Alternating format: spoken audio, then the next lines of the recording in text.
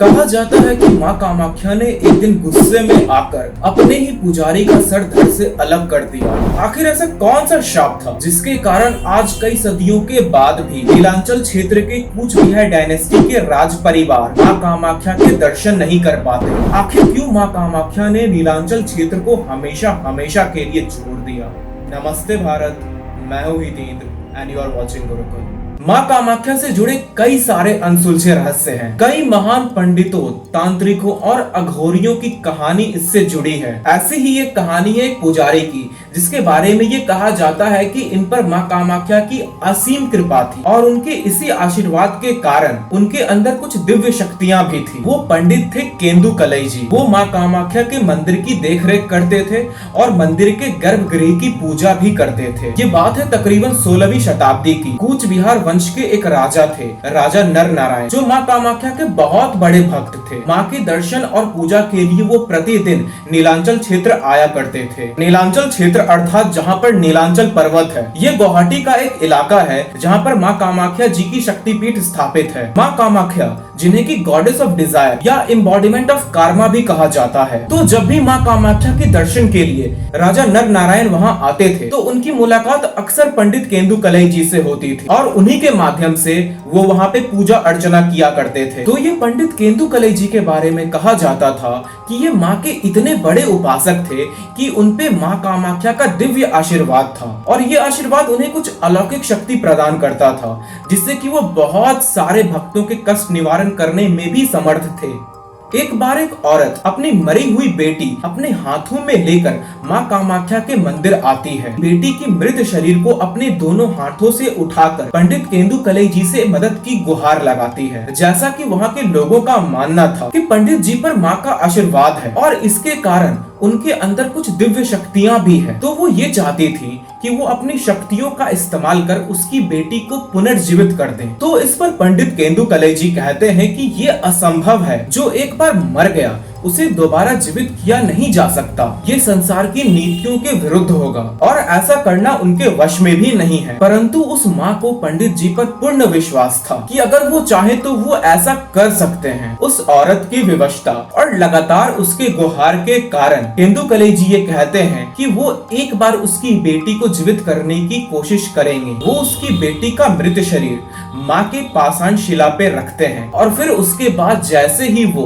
उसे माँ की ब्रह्मांड योनि पर रखते हैं और उसके बाद माँ से प्रार्थना करते हैं कि हे माँ, अगर आपको उचित लगे तो इस बच्ची को प्राण दान दें। इसके बाद अचानक से चमत्कार हुआ। माँ ने उनकी प्रार्थना सुन ली और उस बच्ची को प्राण दान दे दिया। केंदु कलई जी की प्रार्थना को सुनकर माँ कामाख्या ने उस बच्ची को पुनर्जीवन दान दे दिया। मंदिर के आसपास के इलाके में इस बात की बहुत ज्यादा चर्चा होने लगी। पंडित जी के चमत्कार की खबर गाँव में बहुत तेजी से फैल रही थी। अंत में ये बात राजा नर नारायण तक पहुँचती है और जब राजा को इस बात का एहसास होता है कि एक साधारण सा दिखने वाला पंडित माँ का इतना बड़ा उपासक है कि वो किसी को प्राण दान देने की भी ताकत रखता है, तो इस बात पर उन्होंने माँ के साक्षात दर्शन करने की इच्छा प्रकट की। उस मंदिर की एक परंपरा थी, सूर्यास्त के पश्चात अंधेरा हो जाने के बाद मंदिर के दरवाजों को आम भक्तों के लिए बंद कर दिया जाता था, जिसके बाद पंडित केंदु कलई जी अपनी आंखों पर पट्टी बांधकर मंदिर के गर्भगृह में दिन की आखिरी पूजा किया करते थे। कहा यह भी जाता है कि पूजा में माँ वहाँ पर प्रकट होती थी और आरती पर वो नृत्य करती थी। चूँकि माँ कामाख्या ब्रह्मांड योनि से जुड़ी हुई है, जहाँ से पूरे ब्रह्मांड की उत्पत्ति हुई है, तो वो कोई वस्त्र धारण नहीं किया करती थी। इसलिए पंडित जी उस पूरी पूजा के दौरान अपनी आंखों पर पट्टी लगाया करते थे और लगातार मंत्रों का उच्चारण किया करते थे।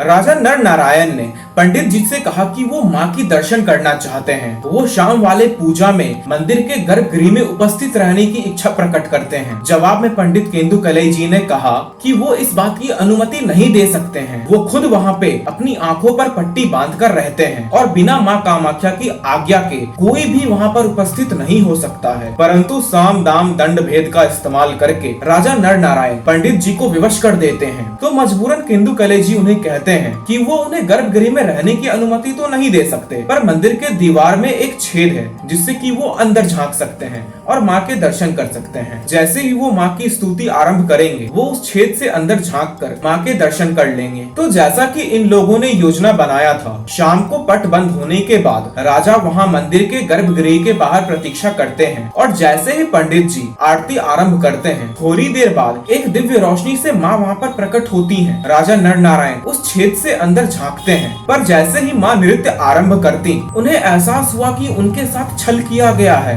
कोई तो है जो धोखे से उन्हें देख रहा है, और चूंकि ये पूरा षड्यंत्र पंडित किंतुकलई जी का था, तो गुस्से में आकर माँ कामाख्या ने उनका गला काट दिया और उनका सर धड़ से अलग कर दिया और राजा नर नारायण को ये श्राप देते हुए कहा कि उनके वंश का कोई भी मंदिर के आसपास के इलाके में भी आएगा या गलती से भी वहाँ पर भटकने की कोशिश करेगा, तो वो उनका नाश कर देंगी, वो उनके प्राण ले लेंगी। जैसे ये शाप उनके वंश को लगता है, राजा नर नारायण अपने पूरे परिवार के साथ उस क्षेत्र को छोड़ देते हैं। और आज तक भी यदि कोई राजा नर नारायण का वंशज या कूच बिहार डायनेस्टी का कोई वंशज नीलांचल के उस क्षेत्र के आसपास से गुजरता है, चाहे वो बस से हो, ट्रेन से हो या फिर पैदल, तो वो हमेशा अपने पास एक छतरी रखता है और मंदिर के इर्द गिर्द वो अपनी उस छतरी को खोल लेता है ताकि गलती से भी माँ कामाख्या की दृष्टि उन पर ना पड़े। तो दोस्तों, ये थी नीलांचल क्षेत्र के कूच बिहार डायनेस्टी के श्राप की कहानी। कुछ लोग इसे हकीकत मानते हैं, तो कुछ का मानना है कि ये जानबूझकर फैलाई गई एक अफवाह है और ये अफवाह फैलाने का कारण था आस्था परिवर्तन